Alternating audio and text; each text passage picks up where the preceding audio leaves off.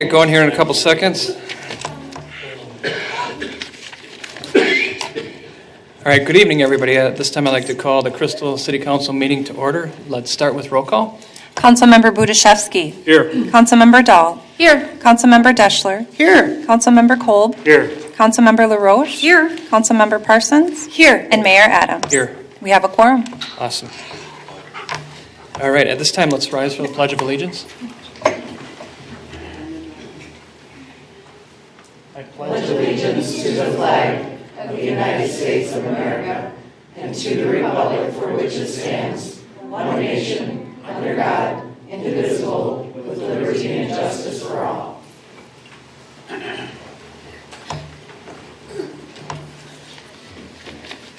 All right, we have an agenda in front of us. Looking for a motion on that agenda.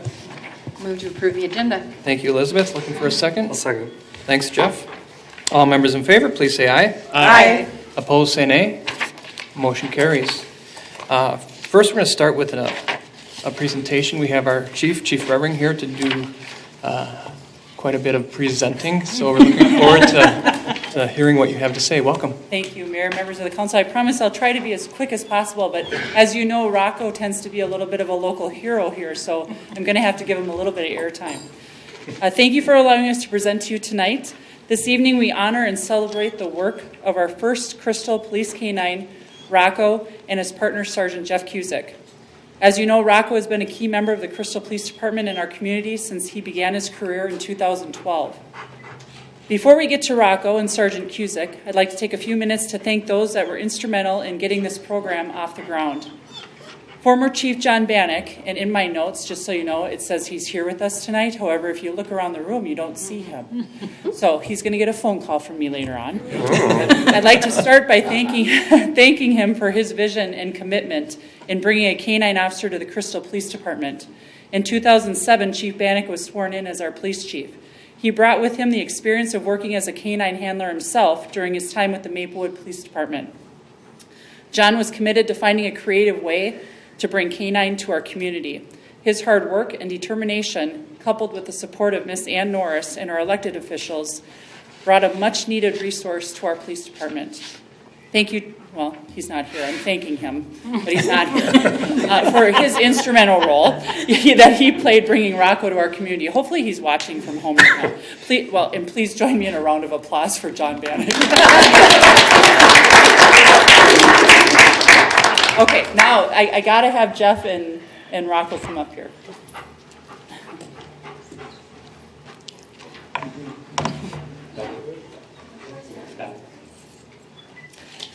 Being a K-9 handler is one of the most difficult jobs in law enforcement. Sergeant Cusick and Rocco began their journey by attending an intensive training program at the St. Paul Police K-9 Academy.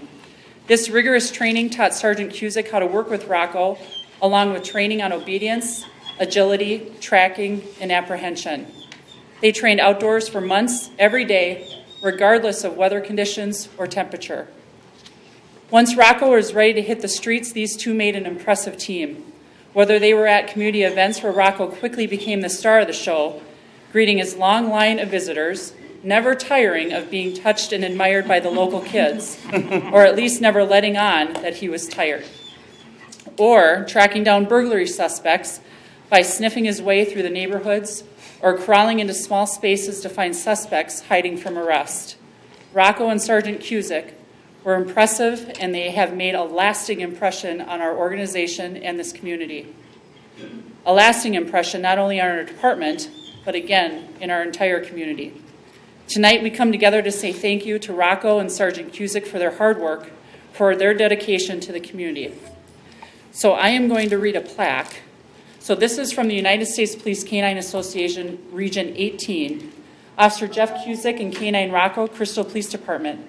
In recognition and appreciation of your years of dedicated duty and faithful service to Region 18 of the United States Police K-9 Association, 6 years of service. Congratulations.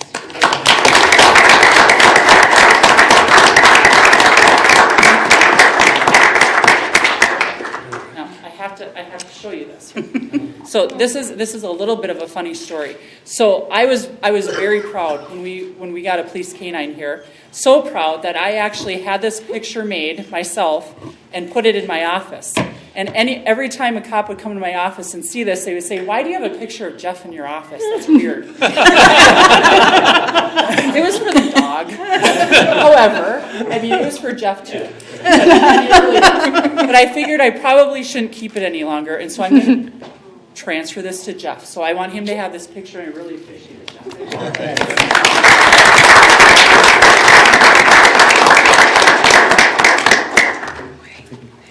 It's a very nice picture. Thank you. I think so too. And Mayor, if you don't mind, before I close out this portion of the meeting tonight, I'd like to introduce a very special guest in attendance tonight. We have with us tonight the very first K-9 handler in the state of Minnesota, which happens to be my father as well. Retired Anoka Police Chief Andy Revering is visiting us from Arizona. In 1967, my dad became the first K-9 handler in Minnesota. He assisted law enforcement agencies in the 5-state area on training police dogs. This past October, he had the honor in being inducted into the National Law Enforcement Museum in Washington, D.C. for his work with canines, and was named one of the top 25 most influential law enforcement pioneers in this country. Proud daughter that I am, I've asked him to say a few words tonight about canine programs and share with all of you his perspective on the importance of a canine. Mayor and members of the council, I proudly present you Andrew Revering.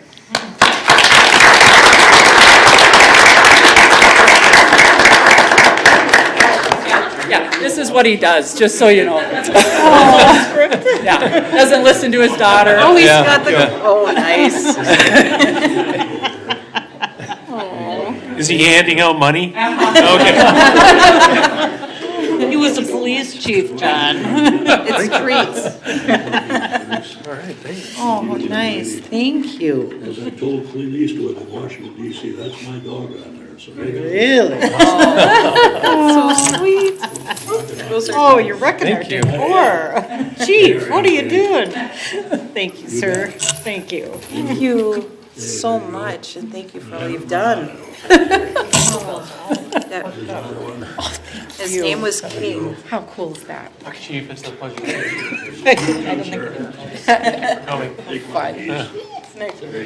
Thank you. Wow.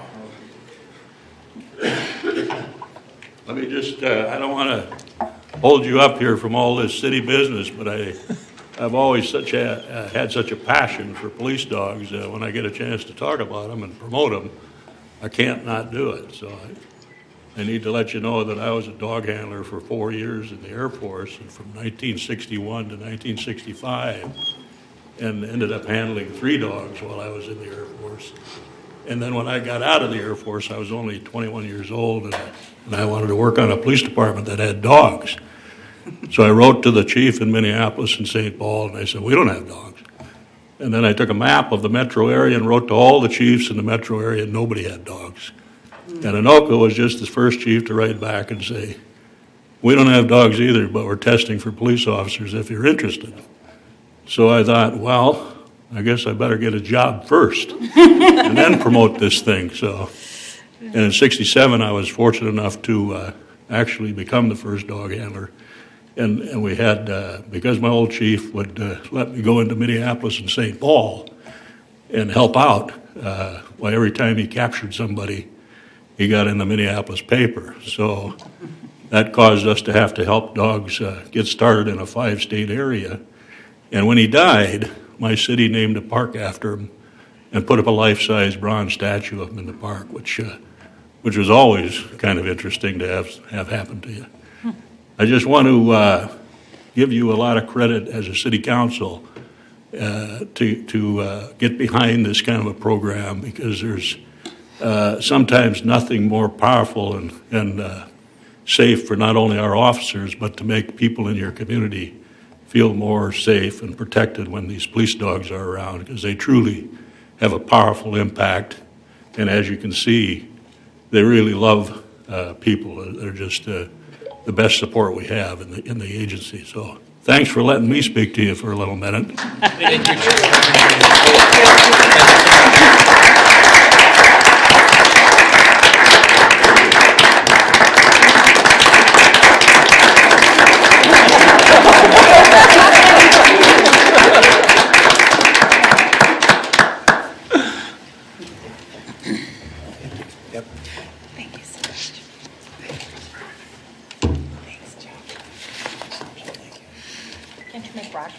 ticket?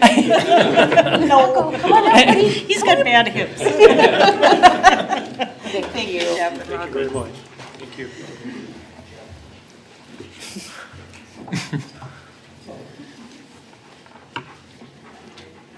Thank you again, Mr. Mayor. I really appreciate it. You'll be hearing from me later because I'm asking for money. Just keep that in mind. Thank you, Chief Revering. Go ahead, Julie. I just have a quick question for the chief, and because I think some of the probably younger kids want to know now, Rocco, while he's retiring from law enforcement, he'll still be in your family, right? You'll continue to care for him and...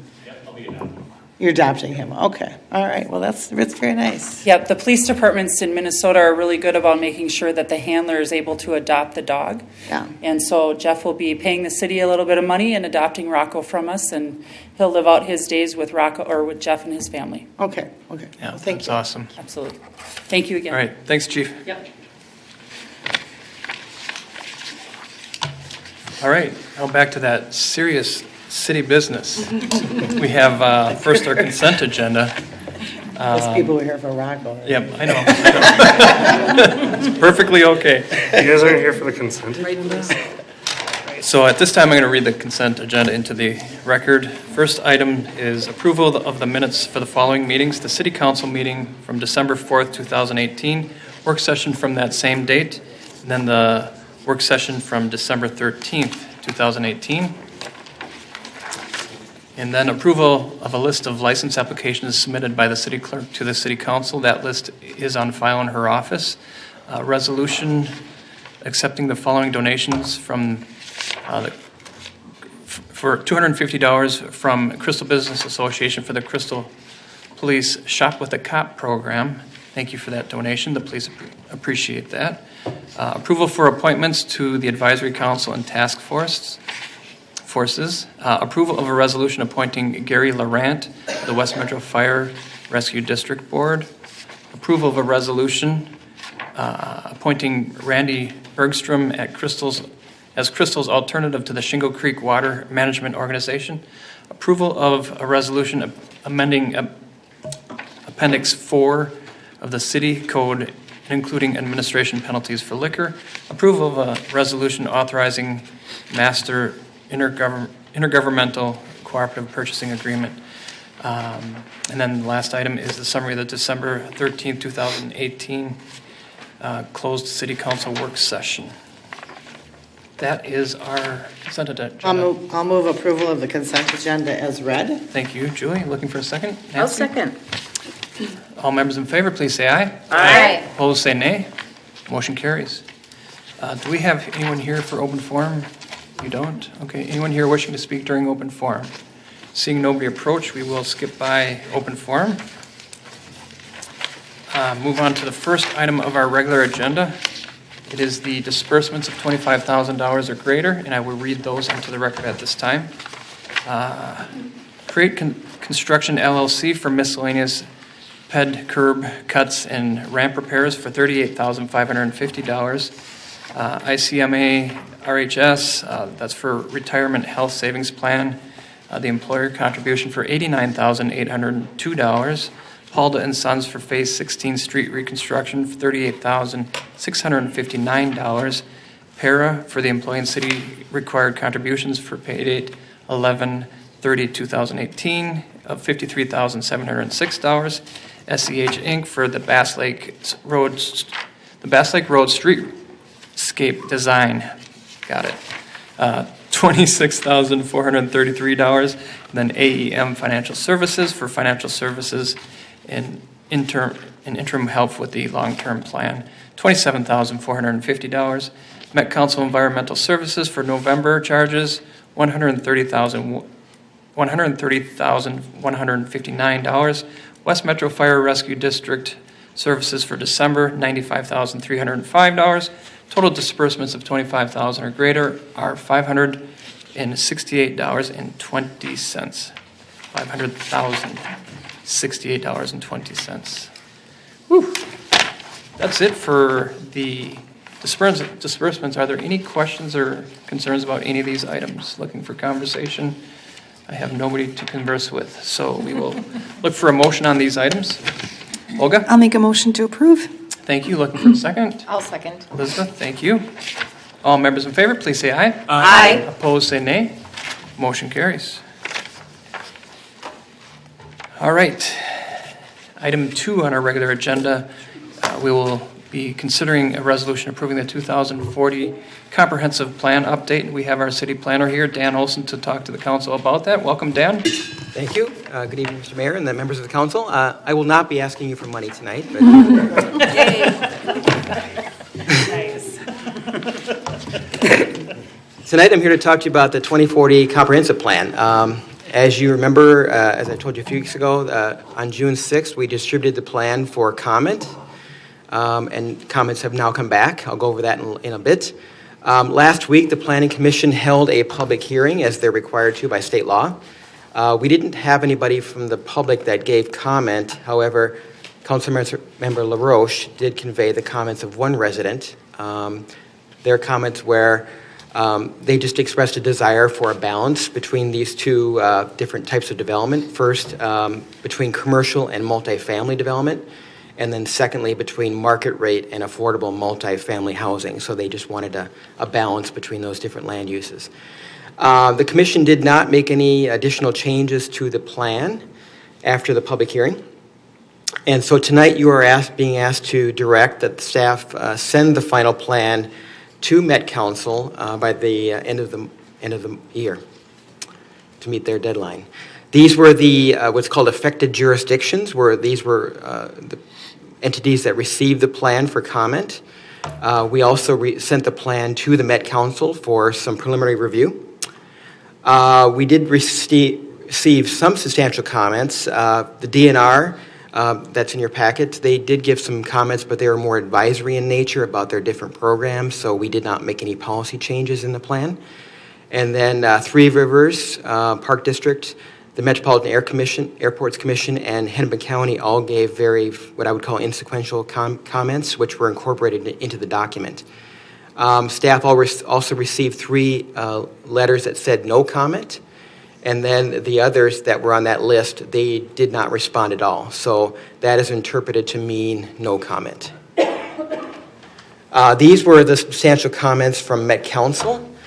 First, that they wanted to add information about the city's strategy to reduce inflow and infiltration, which is the excess flow of clear water into the sanitary sewer system. So Mark Ray helped out with that language and incorporated that in there. I also added at their request a solar suitability map, and I also added some implementation language to the relevant chapters. They wanted to know how we were going to implement different policies. And then they also asked for various appendices to be related to the plan to be attached. Just go over here some of the key highlights of the plan. I think one of the key areas is redevelopment, and I'll show you in a minute where these are the 4 areas that we identified, and we've gone over this in the past, but I won't get into this too much. But the biggest one is really over by West Broadway and Bass Lake Road. That's Area A, and that's obviously the area where the proposed LRT station is going to be. Area B is 52nd and Douglas. Area C is the area that we're in right now, 42nd and Douglas. And then Area D is the area on Douglas between 32nd and 36th. And I broke these next few slides in just kind of show you a blow-up of the 2040 map that shows these areas. Area A at the top right here. Area B is this long strip here at 52nd and Douglas. And then in the central part of the city, this is Area C, which was, as I said, was the area that we are in right now. And then this is Area D, which is on South Douglas. So these are the 4 redevelopment areas that are identified in the plan. This is a blow-up of the Area A, which is, as I said, was the area near the proposed LRT station. So just maybe kind of setting the stage with this comprehensive plan will set the stage for the creation of what we call Town Center District in the future. That will be something that you'll be seeing here in the first half of 2019. We've kind of given you a little bit of prelude to this a few months ago, last summer, but the focus will be on the form of new development in this area and maybe the other areas as well. and how they relate to other properties and the public realm, which is streets, sidewalks, and in this case, it's Becker Park, just kind of changing the way that they relate. The theme of this, creating this district is really we don't want our zoning ordinance to stand in the way of what's called transit-oriented development if that's what the market really wants. And so that's what our main driving force is in writing the TC district. The Town Center District will also build upon previous zoning code amendments that you have approved just this year that will help meet the future needs, housing needs of Crystal residents. So that's one of the focuses of redevelopment areas, is to provide different housing opportunities in those redevelopment areas. These are just a list of some things that we've done this year. We've increased the density for apartments. We've increased the height of apartment buildings. We've changed the single-family lot width to be reduced so that can increase the density, allow some oversized lots to be split. We've also done the same thing with the two-family lots. We've reduced that width, which helps to preserve the neighborhood affordability, but also allows for more homes in an area. And then also, of course, we've allowed accessory dwelling units. So these all kind of will be things we've done already, and we'll be building on these type of principles with the Town Center District.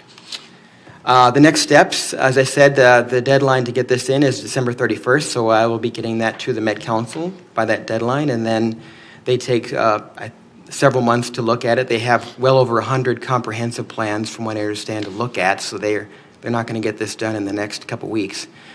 So at some point in 2019, when they do finish their review, I'll bring it back to you and then ask you to officially adopt the final plan. Just lastly here, I'll state that the Planning Commission, as I said earlier, at the public hearing last week, they did recommend that the City Council authorize submittal of the final plan to the Met Council. And what you're being asked to do tonight is to approve the resolution you have in your packet to do just that. So I'm available for questions if you have any. All right, thank you, Dan. Questions for Dan? Comments? So, interestingly enough, as you know, one of the statements you made was about transit-oriented development. When we look at development, I think this body, well, as it sits today, looks at it more as just redevelopment in general. We're not looking at it for any particular purpose. Whatever redevelopment is good for one thing is good for another thing as well. And that's kind of what we'll be looking at, beyond the tax development, the town development that we'll be doing this year. We'll be looking at some of that as well, not just inside of the realm of the housing, but what it looks like from a business perspective as well. So that's what's to come, and just a commentary on a little bit more of what's happened here and what's going to happen. So Right, that's correct. Thank you for pointing that out. The actual TC district language will not really use the term transit-oriented, which is a lot of other cities do use, but right. we're approaching it just as redevelopment and how that happens. Right. So, yep. Yeah, just kind of, it's an emphasis that we are looking for redevelopment in all areas where it's appropriate. So just wanted to point that out. Any other questions? Seeing none. Got a motion? Julie? I'll make a motion to consider a resolution approving the 2040 comprehensive plan update. Thank you. Looking for a second? John? I second that motion. Thank you. All members in favor, please say aye. Aye. Opposed, say nay. Motion carries. Thank you, Dan. Thank you, Dan. Thank you. Next, we will bring our chief back up to speak to us about the police equipment revolving fund. Sorry. Mayor, Welcome, Chief. Thank you, sir. Mayor, members of the council, as you know, a few months ago, we discussed the 2019-2020 budget. And during that process, we discussed the need for replacement for our handguns and our rifles. And we do have adequate funding in the police equipment revolving fund. So we're looking for a motion to approve the resolution for the amount of $45,000, not to exceed that amount. And I should say this too. Unfortunately, and I'm not sure if you're aware of this, but guns actually for law enforcement officers do expire. Who knew? But it is a 10-year replacement cycle for handguns. and approximately a 12 to 15-year replacement cycle for rifles.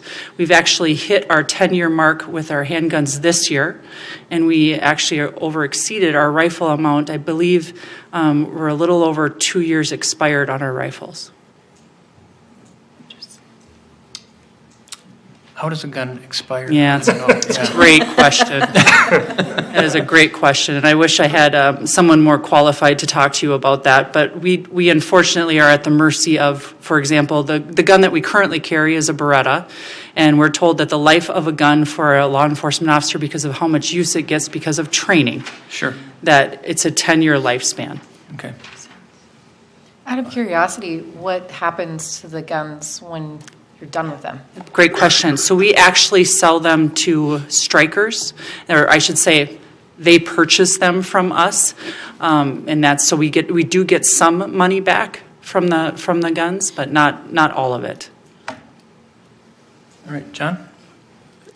Correct me if I'm wrong, Chief, but I thought we went through a testing process to determine what type of handgun we were going to have. I thought that was rather recent. Is that I thought there was something we were looking at 3 different handguns or something like that. Yep, that is correct. Yeah. Yep, you are correct. And that was part of this process, getting ready for this moment? Absolutely. Yep, you are correct. Okay, all right. So it wasn't in terms of the initial purchase of 10 years ago, it was something that was ongoing now to get ready for The new gun. Yeah, Correct. the new gun, all right. Yep, All right. absolutely. I was like, have we been through this twice? Julie? So what kind of gun did you choose? I- Or not the department, is that a secret? No, it's not a secret at all. You're talking to a girl who's not a gun person, so I think it's called a SIG. Is that correct? Yes. Deputy Chief? Okay. So, and the price of this budget, does it include the cost of the holsters and the It outfit? includes all of the installation, the equipment, everything. Yep, holsters, And there's plenty of magazines. holsters made for those There are quite a bit more than the current handgun that we Yes, I carry. know, yeah. I remember Yep. well. Okay. All right. Any further questions? Okay. Looking for a motion on this item. Are you laughing at the, yeah? Nancy? I am laughing at you, yeah. Go ahead, Nancy. I'll make a motion for resolution approving police equipment revolving fund expenditure for the purchase of handguns and rifle replacement. Okay, I'll second that. All members in favor, please say aye. Aye. Opposed, say nay. Motion carries. Thank you. I do promise I will know the gun once we get it and I'm trained on it. I'm sure you will. Point and shoot. All right, would you like to go on to the next item? Yes, sir. Thank you. So again, as you know, during the 2019-2020 budget cycle, we did discuss the need for 4 vehicles to be replaced, not to exceed $175,000. 2 of them are actual patrol fleet vehicles, and the other 2 are ancillary vehicles for investigators and myself. The patrol vehicles, we drive them up to 80,000 miles or 4 years for a replacement cycle. The ancillary vehicles, we usually drive past the 80,000, quite a bit further than the 80,000 miles, or a 6 to 8 year cycle. And we do have enough funding in the perf account for this dollar amount. All right, thank you. Any questions? John? And the ancillary vehicles are also equipped with light bars and a cage in case you have to use them to pick up a perp? My vehicle is not, no. However, the investigator vehicle will be, yes. Okay, all right, thank you. You bet. One of these cars for Pete. Pardon? Is one of these cars for Pete? One of these cars is a patrol lieutenant vehicle, correct. Couldn't have done that when I was riding around with them. Sorry.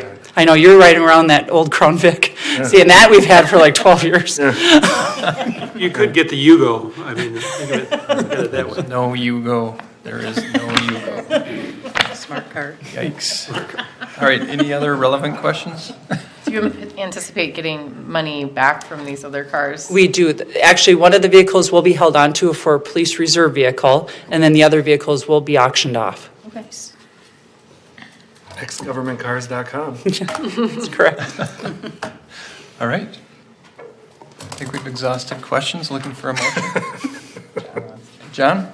Make a motion approving the resolution for the police equipment revolving fund expenditure purchase of 4 police vehicles, squad numbers 205, 210, 214 and 222. All right, thank you. Nancy? I'll second. Thank you. All members in favor, please say aye. Aye. Opposed, say nay.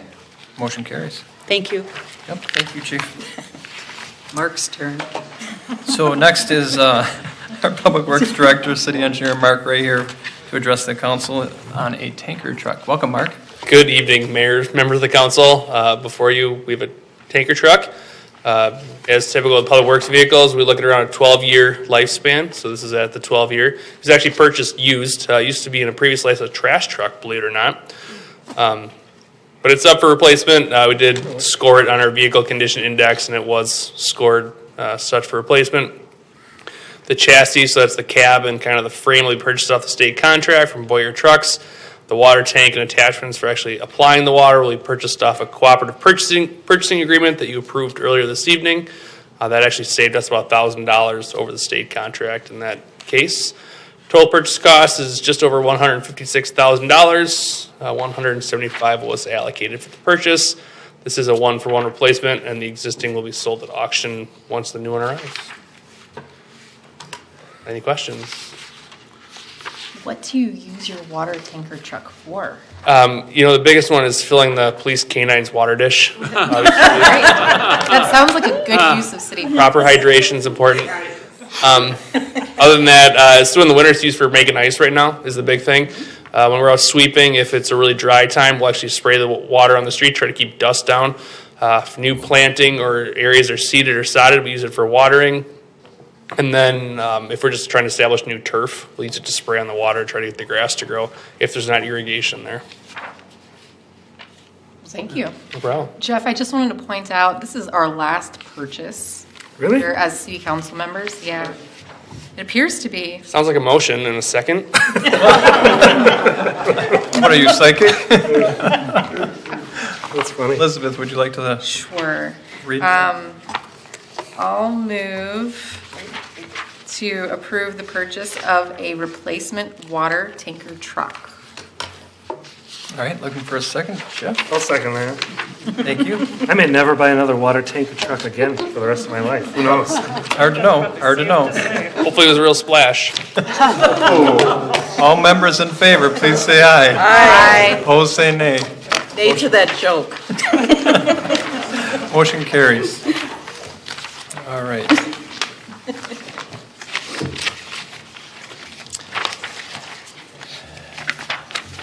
On a more serious note, we have our city attorney here, Troy. Troy Gilchrist is here to address the council on Chapter 7. Welcome, Troy. Thank you, Mr. Mayor and Council. This is a second reading of some minor amendments to Chapters 7 and 9. The First Amendment relates to amending your provisions on sewer use rates. That reflects a policy decision the council made regarding how it's going to charge those fees. The other change is really a corrective change to the chart related to the number of animals allowed in the home or on a property, and also add some clarifying language. So these are both amendments to both of these chapters are really just cleanup sort of changes. So I'd be happy to answer any questions. Awesome. Thank you. Any questions for Troy? All right. Looking for a motion? Anyone? Jeff, I think this is you. I'd make a motion for approval. I'm just reading about potbelly pigs, so sorry. I'm good. All right. Motion for Looking approval, for a yeah. second. Elizabeth? I'll second. Thank you. All members in favor, please say aye. Aye. Opposed, say nay. Motion carries. No, it wasn't really supposed to be that serious, but here we go.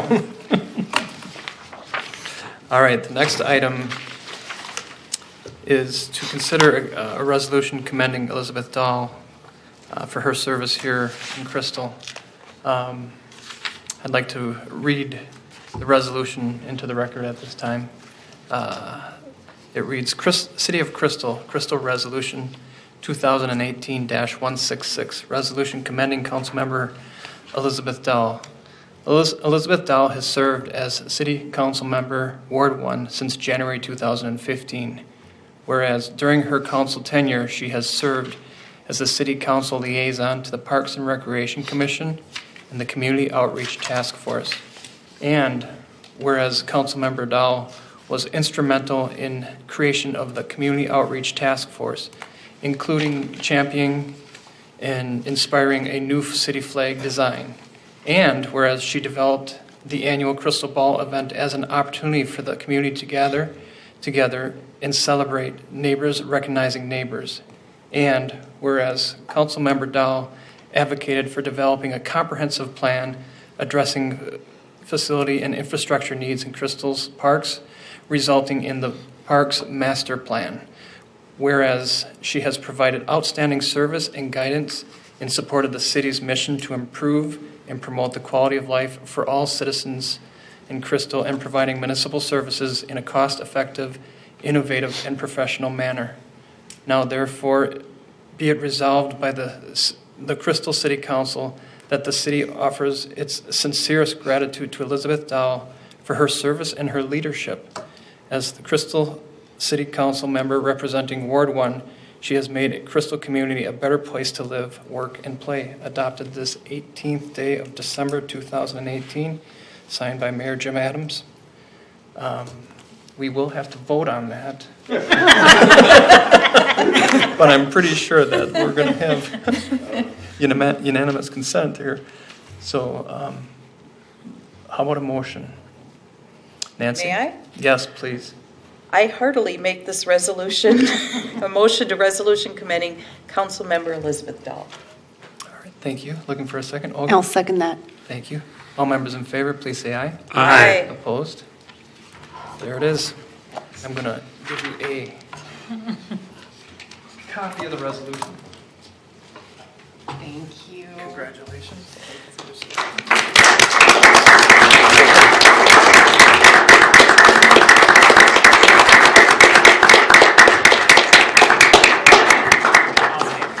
Later. Yeah, hold on. Let's do it later. Hold on. That's okay. Speech? So, yes, you do have an opportunity to say whatever you want. Well, honestly, I've run through this moment in my head quite a few times. And I could say quite a lot. But I guess the first thing is this has truly been a life-changing experience. And it's very emotional. It's a bittersweet day because I've learned so much from the city. And it has impacted me personally in ways that are very difficult to measure. My family benefits from this. I have been so inspired by my fellow council members. On a personal level, I got involved in city politics because I just wanted to make a difference in my community. And my neighbors asked me to run. I did not aspire to this until other people identified me in the city as someone who could make a difference. And in the time that we live in, it's very difficult to feel like you're really making a difference in politics because, well, it's seemingly such a bureaucracy. So I recognized, no, I can't do anything on a wide scale U.S. level. I don't even aspire to a state level, but I can do something for the people who live here. And I do believe that by partnering with other city council members here and by really trying to connect with the citizens, that's been my priority, is hearing the citizens, seeing what they wanted to have changed, and bringing better communication to the city. And it's a very difficult task to connect the politician to the person to the people they represent. I found that I ran on transparency, and it's much more difficult to do than anyone really realizes until they're up here, and they're tasked with protecting the city on a level that frankly, no one else will ever understand. Going forward, I just want to encourage my next city council member that's stepping into this place, Therese Kaiser. Just encourage her to, she's not here tonight, but I assume she might watch this. Encourage her to step in without preconceived ideas. That was my greatest failing getting into city council, was having preconceived ideas about the people I'd be working with and the environment that I was stepping into. And I would just like to say, Anne was particularly one of those surprises for me. The first year, we had a lot of trouble on council, on communication, and coming forward together in a unified way with the city council and the staff. But that was one of our greatest achievements. By working through that, the council here has such an advantage, I believe, and probably we have a lot of advantages over other cities because of the partnership that we now have between the city staff and the council. We don't always agree, but it's wonderful that everyone is coming to the table now and feeling like they can talk. So I just want to thank you, Anne, for all of your leadership and your help in sticking with us. And Jim, your leadership has been so fantastic. You are truly you are such a good listener. I know sometimes people in the city might not feel like they're being listened to, but I do get to hear behind the scenes, and I know your heart, and I've so appreciated that. And Julie, oh my gosh, you're the heart of the city in so many ways too. Every person that contacts us, she wants to know their story. It's so important to her to know the story of the people in the city, and she champions them. And I'm just going to go through the list. Jeff has this knack for asking all of the questions that everyone else is scared to ask, or maybe doesn't even care about. And guilty. I'll take that. There's a compliment in there. He has, it's been really nice at times because you can literally just sit back and let him take over. He'll ask all the questions you could possibly think of, and probably ones that you never did. And he has, I believe, really helped us hash through things, especially when it comes to the city code. He knows it better than anybody else. You can't move now, Jeff. You know that, right? Like, you know this better than probably anyone else except for our dear lawyer here. And then Olga, oh my God, she's been such an inspiration. I'm so happy that she's been able to stay on. I know it's a mixed emotion for her to stay on because it's quite a responsibility. It takes a lot out of you, especially now that she's starting nursing school and all these various things. But her dedication is, and her love for the city is just so apparent.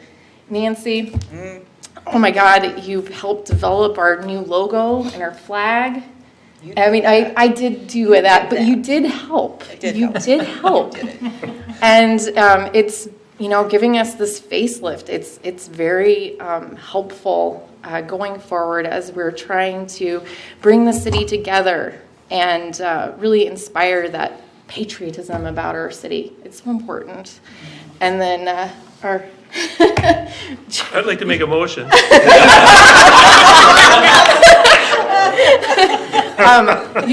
Again, I would say that, the preconceived ideas about people, I would just say, in this case, I would say there have been some really good things that we have worked on together, and you have very good comments and have moved us forward. So just want to thank you, and I want to thank everyone here. I'm talking a lot, but I just want to make sure all of you understand that you've all been so instrumental in my life. And I will miss you.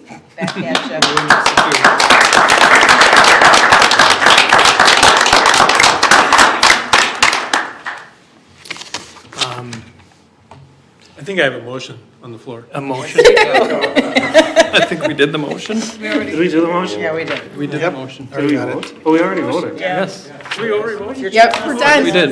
It's Jeff next. It's Next your one. turn, Jeff. So before we move on, Do we want to do this or do you want to wait together? till both? I can do it. All right. All right, We're scheming. why don't you go ahead?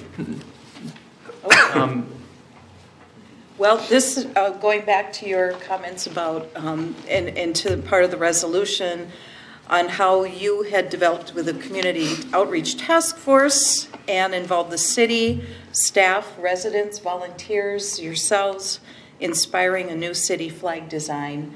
And to see that come to fruition, seeing it hanging up here, seeing it popping around our signage around the city, what a wonderful, wonderful way to remember you. So when you see that sign, when you see that logo, that's Elizabeth and everyone who helped her. So with that in mind, we have a little parting gift for you. All right. Something for you to hang in your garden. It's our city flag in the garden and a stake to put it on. Thank you. And Nice. and found small logo bags. The old logo. Oh, thank you so much. There you I am go. excited to have that. Love you Enjoy. guys so much. Oh, we love you back.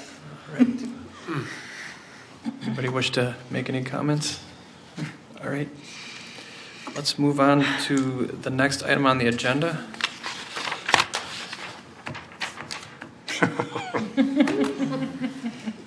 All right. I will read this one into the record in the same fashion. This is City of Crystal Resolution 2018-167, resolution commending council member Jeff Kolb.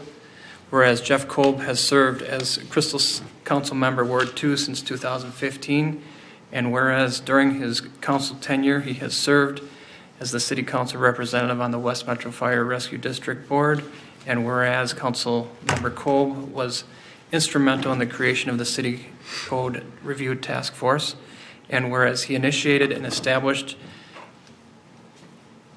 an annual review of the City Council rules, and whereas City Council Member Kolb advocated for the high quality of customer service, including the plain language initiative for official notices and communications, whereas he has provided outstanding service and guidance in support of the city's mission to improve and promote the quality of life for all Crystal citizens and provide municipal services in a cost-effective, innovative, and professional manner.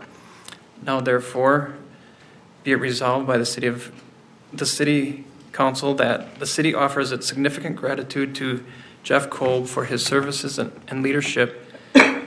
As a Crystal City Council member representing Ward 2, he has made the Crystal community a better place to live, work, and play.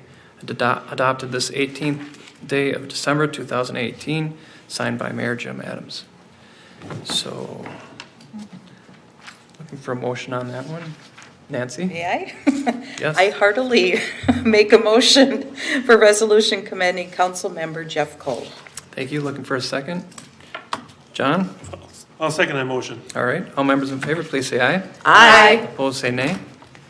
All right. Speech. Got through that, didn't you? All right. I do have a framed copy of the resolution for you.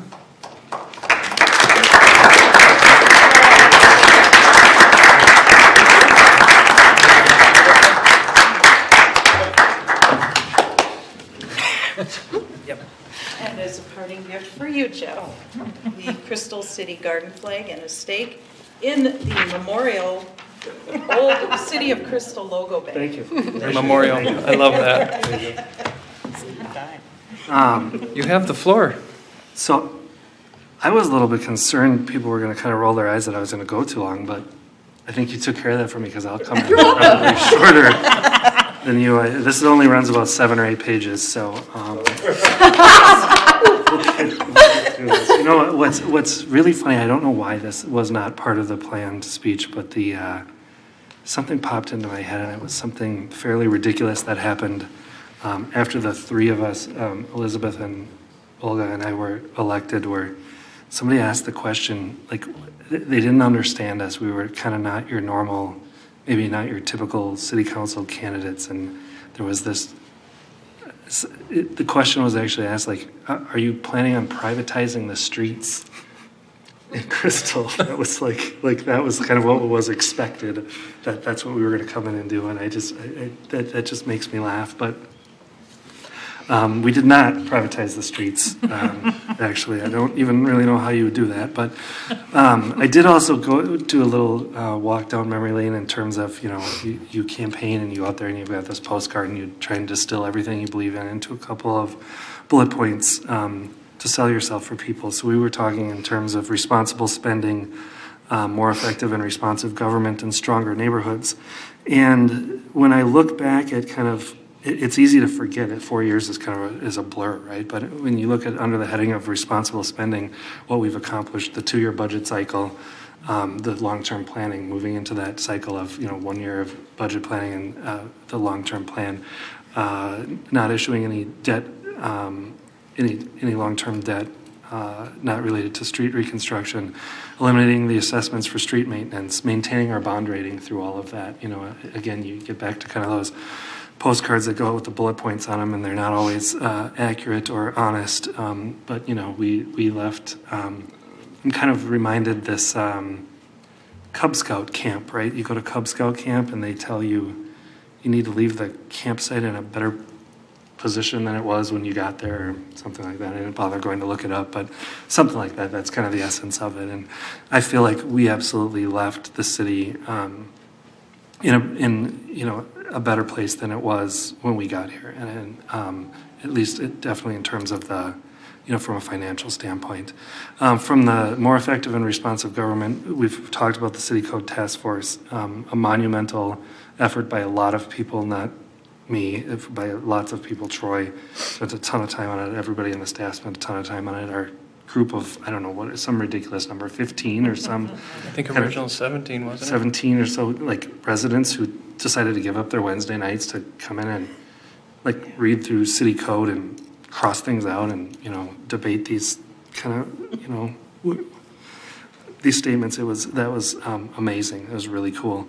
You saw our new budget presentations if you watched the last meeting, and kind of we used to give you this book that was this big and be like, hey, we're transparent, here's your budget. And it's kind of like, well, yeah, okay, I have every single line item in front of you, but what does it say? What is it that you're doing? So we've tried to really make that into a language that people can understand. The plain language initiative, I'm happy it was in the resolution, because that's something near and dear to my heart, seeing those letters that come from the city and you read it and you go, what? That's great, but what did that say exactly? So translating that down to what does it really mean? One of the first things we did is we invested in communication to the outside. We added a position.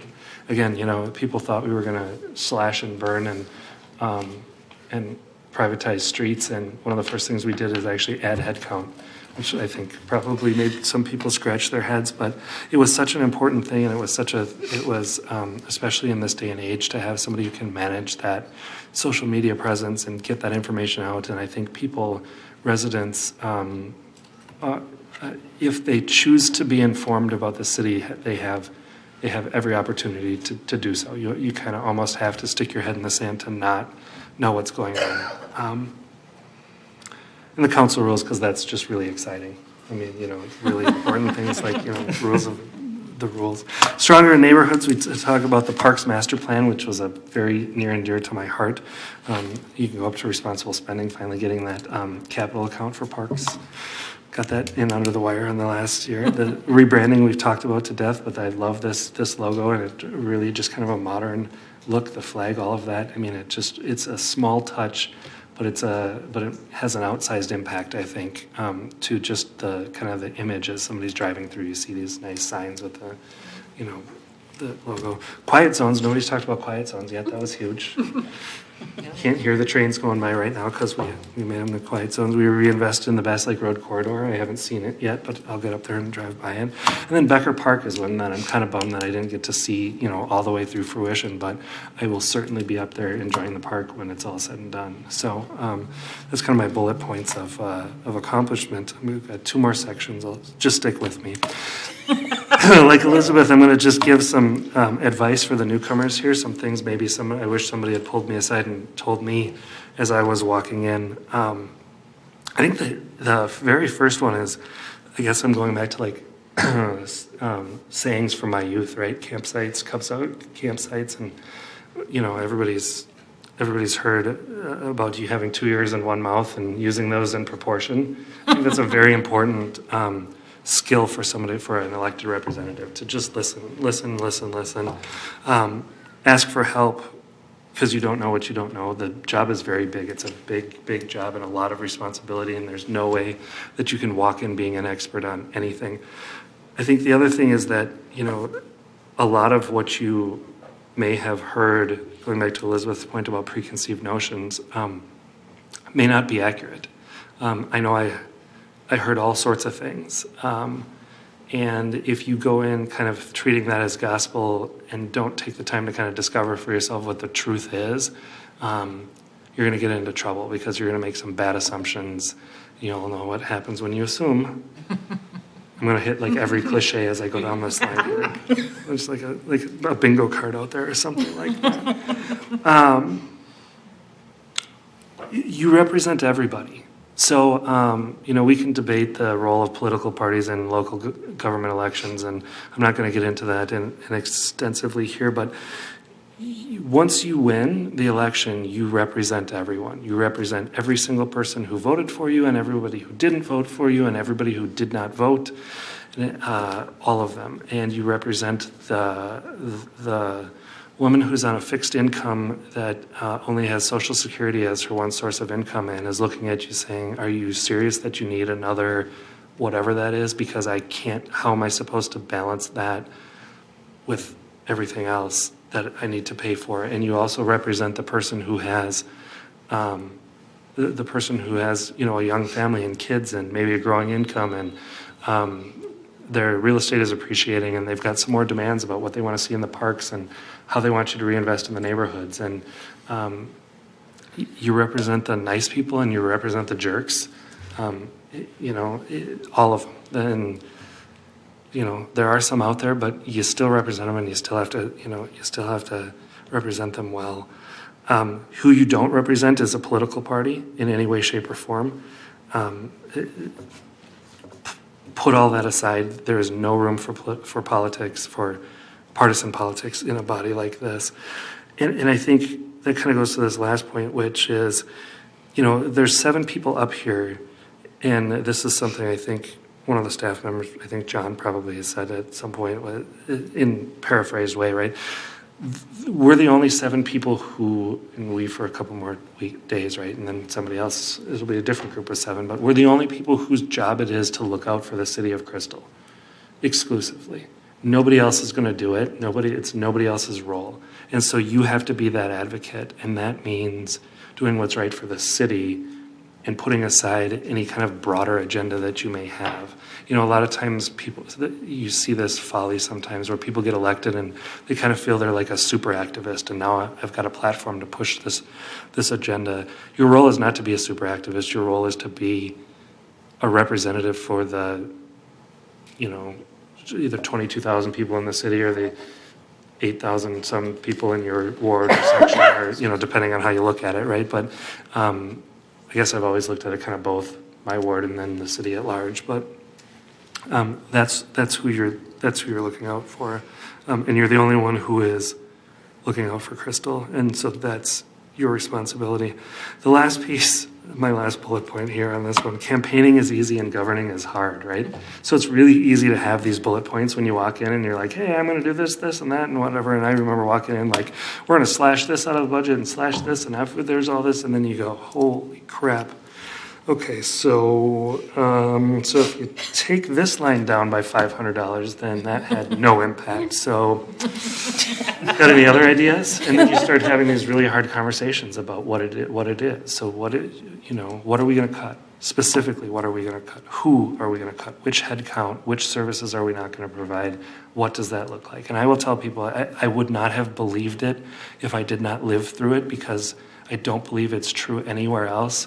I don't, certainly the local level, but maybe even not even in other cities, right? But in this city, there is not fat sitting around to trim. It's just not there. I challenge anyone to go into the budget and say where they would come up with unnecessary expenses, meaningful unnecessary expenses. I mean, if you want to get nitpicky and be like, oh, what was the cost of letterhead with that new logo on it or something? And it was a rounding error on the budget, right? I don't even think we even proactively replaced it. We probably just used the old stuff because you guys are frugal like that. But I mean, Like you're big. right. But when you look at that kind of stuff, the meaningful pieces, there just isn't fat to cut. So you can't, it's just, and that's certainly not true when you go up a level and you go up a level and you go up a level. But it really is here. And that makes the job much more difficult because you don't get to come in and be the hero true to your principles and just slash and burn and say, look,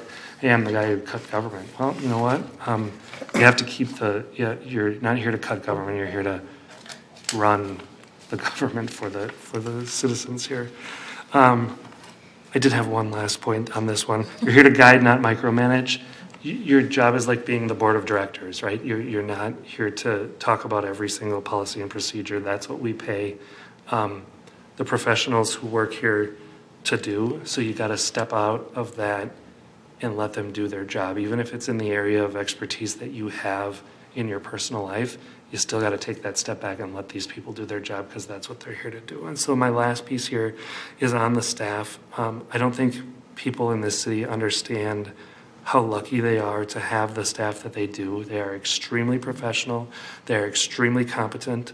They're very creative. They come up with great new ideas. They're encouraged to do that by their manager, who we're going to say nice things about in a couple minutes here. And and I would say the one kind of piece when we walked in the door, responsiveness was something that I think we had a ways to go on, and I don't have that same complaint 4 years later than I do when I walked in the door. So if I want to look at one place where I've seen a tremendous amount of growth, we started with this list. One of the first things we did, we came and we had this list of how are we going to manage, how do we keep track of all of the things that residents ask us about and that we need to follow up on, and is there a central place where that's all? And we had this list, and when it started, it was several pages long, and we kind of it was like daunting. It was like, are we ever going to cross anything off this list? And I don't know, we've had the same 2 or 3 things on that list for like 6 months now. And what happens is things kind of go on the list and fall off between the next time you see it printed. I mean, it's just part of the kind of the routine of operating, and it's I really am happy to see that. So I want to say thank you to everybody in the staff for everything, all the support and everything. You've been very great. I also want to specifically thank the CSOs who come and deliver the packets to my door on every Friday and make my neighbors wonder why the cops are always at my house. Thank you for that. You've caught me off guard a couple times when the doorbell rang and I was not expecting somebody, so thanks to you guys. And then to my fellow council members, we don't always agree, which is good, because if we all agreed, there wouldn't need to be 7 of us. The disagreements make us stronger. Disagree, but don't be disagreeable. There's another cliche for your bingo card, right? Check that off. Somebody yell bingo soon. And then the last kind of piece, I don't know why I want to end on a downer, but I just have to kind of apologize. There's 2 groups that I just feel bad that I never got any traction on solving their issues. The people who live on Brunswick Avenue, I was never able to get that stupid fence down. I'm disappointed that never happened, and the people who have kind of struggled with that group home thing, we were never able to get a really great resolution for them. I think we worked very hard to get through that, but I just don't think there's a good solution for them, and that kind of sucks. I feel like I sort of walked away with that kind of unfinished, but maybe one day in the middle of the night I'll tear that fence down and you just won't replace it. We'll see. Just kidding. And that is it. I don't know if I clocked in at longer than Elizabeth or not, but that's what I have to say. So. Keeping time. Oh, so thanks to everybody. I mean, just, I'm not going to get mushy, but I really appreciate it. It's been an honor. It's been an amazing experience. I've learned more, between this and it came at the same time, right? Having kids and this, so it's been just like an exhausting learning experience. So I'm ready to put my feet up at least for a few minutes if I'm allowed at home. We'll see what happens. But thanks, everybody. Thank you.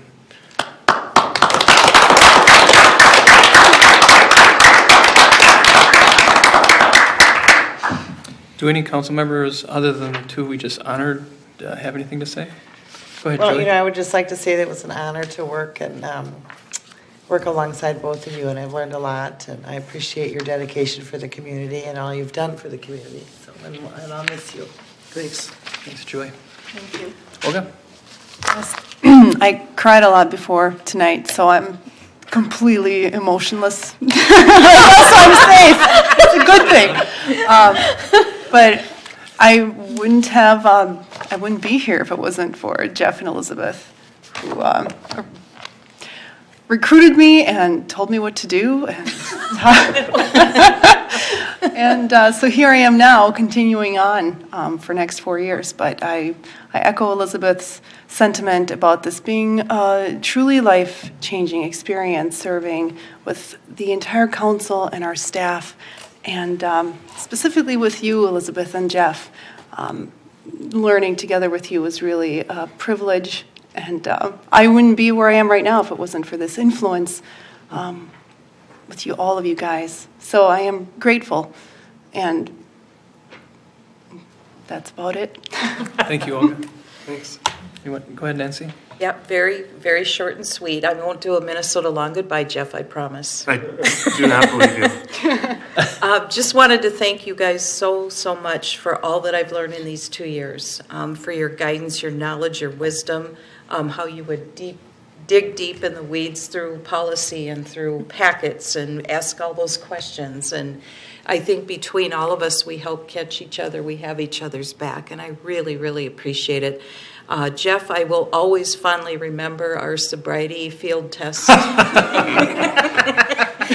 I didn't put that on the list of accomplishments, You didn't. but I think I should have because Well, we helped a lot of officers in training, didn't we? I drank like a gallon of rum and I still did not blow a point. I still did not did. go over the It was legal limit. amazing. So It was that is an amazing. accomplishment in and of itself. But just, thank you guys so much. And Elizabeth, it's been an honor. It truly has been, sitting next to you. And we will miss you very, very much, and we wish you all the best.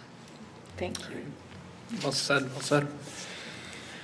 All right, Elizabeth, I want to say something about, well, both of you. You both come with your own experiences and your own perspective. And I sometimes think that, we think similarly in so many things. I just, one thing I haven't been able to figure out is how to get us to vote the same.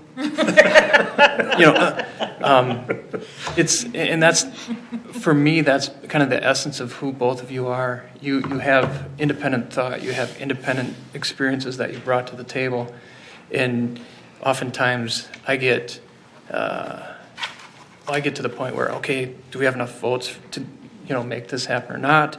And one of you will vote differently, and I think, geez, dang, I thought we had it. But then you come up with a reasoning that makes me want to change my vote. It's just incredible that the depth of the questions and the depth of what your perspective brings to just about every issue. It's awesome. When you guys came here, you didn't only lower the average age of the council. You brought tons of new ideas, and you did. You had a list of things that you wanted to have accomplished, and every one of those has been accomplished, despite these minor. Except for that fence. Except for the fence and the group home thing. But really, from a governing standpoint, what you came here to do, I think you've accomplished in 4 years. And when you're in this type of body, a government body like this, it moves slow. And to see what you guys have brought to the table and accomplished in these 4 years is amazing. Jeff, you have a perspective, what you bring to the table with your management perspective, it's a perspective we don't have on the council necessarily. In just with explanation points surrounding it, you bring a totally different perspective, and that's very frustrating. It's very frustrating. Sometimes it's like, geez, I thought I had everything lined up. I thought of everything, and then in the last moment you bring that perspective. And as frustrating as it's very rewarding to actually grow in the process. We have older people here from a young buck like you learning a ton. You will be missed. Not as young as I was 4 years ago. No. Elizabeth, on a personal note for you, you helped me grow in, I guess, understanding myself. And some of it was online, some of it was offline. But to me, I'll be grateful for the rest of my life for that. And I'm going to miss both of you a lot. So, thanks. Was that it? No. We got one more. We gotta do a review yet. Yeah. Oh, yes. Remember you asked to be tacked on the agenda tonight? I'm sorry. All right. The last item is the contract with the city manager. Are you talking about this, really? I can. Or was Chrissy? No. Or you can. I don't care. Anyone. Well, last week Okay. you did my evaluation and you asked that the contract be put on tonight's agenda. So the contract is on the agenda with the salary adjustment you discussed last week. Right. So we work with DeYoung Consulting, and we've instituted a whole new review process for the city manager. This is our fourth year, and it's a very comprehensive look at what her job and her responsibilities are, and it comes from a council perspective as well as a senior staff perspective. So we see her performance on both sides. It's been amazing to see the growth that was referred to by Elizabeth in the council and its relationship with staff. Well, that is very reflected on the performance of Ann. And in the last 3 years, we've seen steady increases every year. So we do have a contract in front of us, and we would like to, before we go to a motion, I'm just going to open it up and see if any other council members have anything they want to say on this. Anybody? Okay. Other than that, Nancy, go ahead. I wanted to kind of reiterate what Karen had said during our meeting and what we all strikingly noticed in those reviews and comments, the trajectory going way up over the last few years. It's amazing, and you are remarkable. We're lucky to have you. Yeah. Just saying. I'm lucky to be here. So with that, would you like to do a motion? I would love to. Awesome. I will make a motion, to approve the employment of the city manager. All right, thank you. Looking for a second? Julie? I will second. Oh, Julie, go ahead. I will second. Okay, can I third? No, not a Got thing. you down for 3. Third is not a thing. All right, all members in favor, please say aye. Aye. Opposed, say nay. Motion carries. Congratulations and thank you. Thank you very much. Thank you. It's a pleasure and an honor to work with all of you. All right. Just have fun. All right, we do have some announcements. The next Crystal Business Association meeting is December 19th at 11:30 a.m. at Pizza Ranch. City offices will be closed Monday, December 24th, Tuesday, December 25th, in observation of Christmas Eve and the Christmas holidays. The city offices will be closed Tuesday, January 1st, in observation of New Year's Day holiday. The next council meeting will be in 2019, January 2nd, 7 p.m. Local organizations are invited to lead the Pledge of Allegiance here at the City Council meeting. Contact staff for more information if you are interested. City Council work sessions and meetings are open to the public. You can come to them, or you can look at them for your viewing or listening at our website, www.crystalmn.gov. Do we have any other announcements from the council? Just a quick one on January 27th, we're going to be having another annual bowling fundraiser here, our Quad Community Beyond Yellow Ribbon.